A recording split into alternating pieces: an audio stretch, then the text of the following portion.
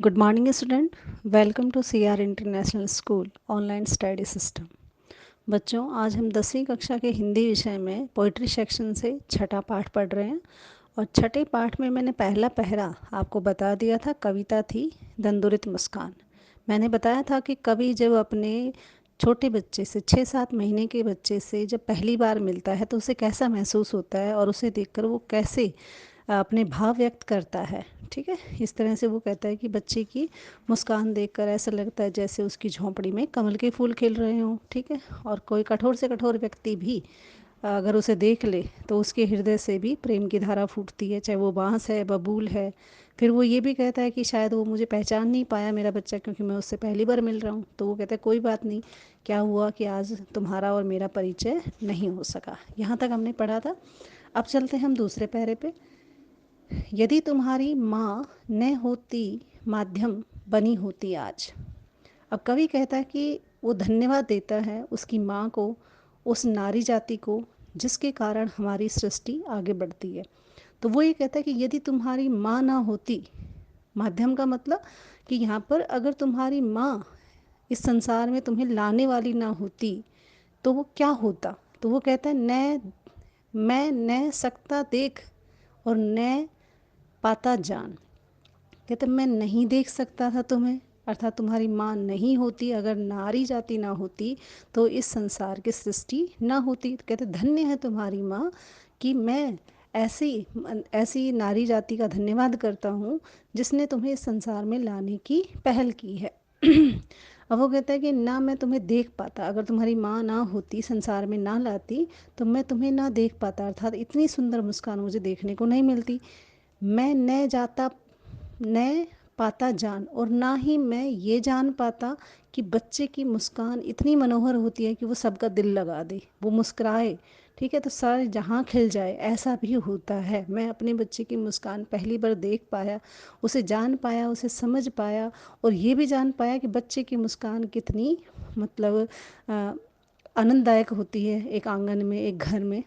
तुम्हारी ये दंदोरित मुस्कान, कहते हैं मैं नहीं जान पाता कि दूध के छोटे छोटे दूध के दांतों वाली मुस्कान इतनी सुंदर भी हो सकती है, इतनी मनमोहक भी हो सकती है कि वो हर किसी को अपनी ओर आकर्षित कर सकती है। कहते हैं इस सब के लिए तुम्हारी माँ का बड़ा धन्यवाद देता हूँ मैं, जो तुम्हें इस संसार में लेकर आई है।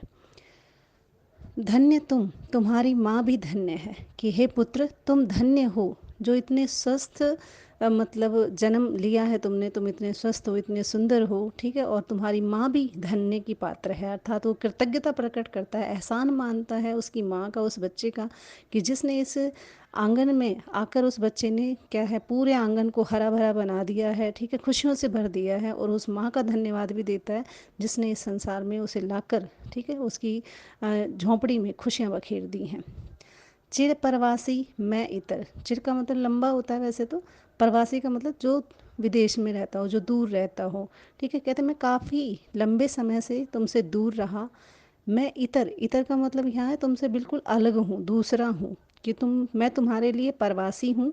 प्रवासी मतलब जो बाहर से आया हुआ है, और मैं तुम्हारे लिए दूसरा हूँ। मैं अन्य, इसलिए तुम मुझे अपने से अलग समझ रहे हो, दूसरा समझ रहे हो। इस अतिथि से प्रिय तुम्हारा क्या रहा संपर्क। कहते बात भी ठीक है कि तुम मुझे क्या जानो, मैं तो तुम्हारे लिए क्या हूँ, अतिथि हूँ, मेहमान हूँ तुम्हारे लिए, क्योंकि पहली बार तुमसे मिल रहा हूँ।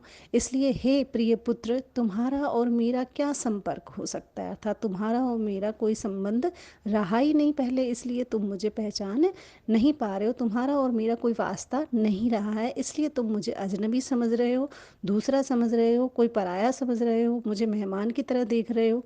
इसलिए हे पुत्र, तुम मुझे नहीं जान पाए।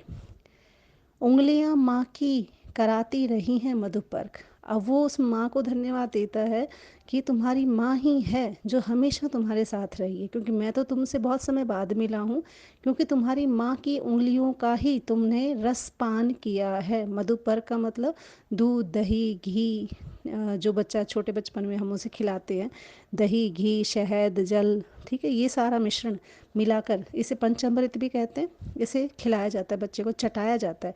और कौन चटाती है, माँ ही चटाती है। कहते माँ ने जो तुम्हें मधुपर्क चटाया है, ठीक है, जो खिलाया है और अपना प्यार जो दिया है, उसके कारण सिर्फ तुम माँ को ही जान पाते हो। मेरे से तुम्हारा कोई संपर्क नहीं है, मेरे से तुम्हारा कोई नाता नहीं रहा है, इसलिए तुम मुझे पहचान नहीं पा रहे हो। देखते तुम इधर खन की मार, कहते तुम मुझे इधर खन की मार कर देख रहे हो। खन की मार कर, मारने का मतलब होता है अनजान व्यक्ति को तिरछी निगाहों से देखना। आपने देखा होगा कोई छोटा बच्चा जब होता है तो वो अगर उसे किसी अनजान व्यक्ति के पास ले जाओ या कोई अनजान व्यक्ति उसके सामने आ जाए तो वो तिरछी नज़रों से उसे देखता रहता है, आंखें भी चुराता है लेकिन साथ साथ में उसे निहारता भी है। कहते इसलिए तुम मुझे तिरछी नज़रों से देख रहे हो, तिरछी निगाहों से देख रहे हो, आंख बचा कर देख रहे हो। और होती जब आंखें चार, अब कहते हैं अगर ऐसे में तुम्हारी और मेरी आंखें मिल जाएं, आंखें चार यहाँ पर मुहावरा है, खन की मारना भी यहाँ पर मुहावरा है। तो कहते हैं तुम, जब तुम्हारी और मेरी आंखें चार होती हैं, आंखें चार होने का मतलब यहाँ पर है जब तुम्हारी और मेरी आंखें मिलती हैं, आई कांटेक्ट जब होता है, तब तुम्हारी दंदुरित मुस्कान, जब आई कांटेक्ट जब हो जाता है पिता और पुत्र का, तो कहते तुम्हारी जो दंदुरित मुस्कान है मुझे लगती बड़ी ही छविवान।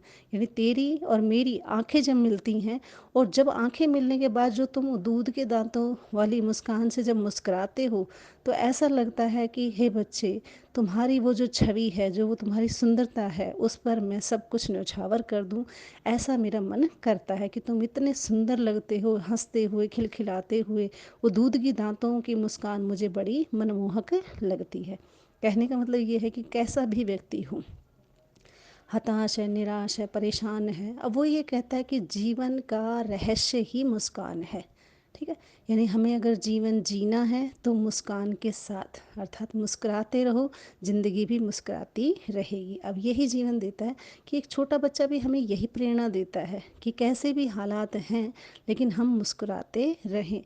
हताश और निराश व्यक्ति भी बच्चे की मुस्कान देखकर ज़रूर मुस्कुराता है, कठिन परिस्थितियों में वो आगे निकलता है। इसी तरह से बच्चे की मुस्कान के माध्यम से कवि ने जीवन की विकट परिस्थितियों में भी मुस्कुराकर जीने की प्रेरणा दी है। ये कविता यहीं पर ख़त्म होती है। जो फसल है वो हम अगली कक्षा में पढ़ेंगे, लेकिन आपकी फसल के जो क्वेश्चन आंसर हैं वो मैंने आज आपकी इस असाइनमेंट में दिए हैं। उसके नीचे हेडिंग लिख दी है कि फसल कविता के ये जो क्वेश्चन आंसर वो कहाँ से शुरू हो रहे हैं। तो आपने हाईलाइट डाल के और अलग से, यानी पोएम का नाम लिख के फसल, और फिर वो क्वेश्चन आंसर स्टार्ट करने हैं। ठीक है, तो ये चैप्टर पूरा हो जाएगा। सिर्फ फसल जो है वो कविता की हमारी व्याख्या व्याख्या रह जाएगी। ठीक है बच्चों, धन्यवाद।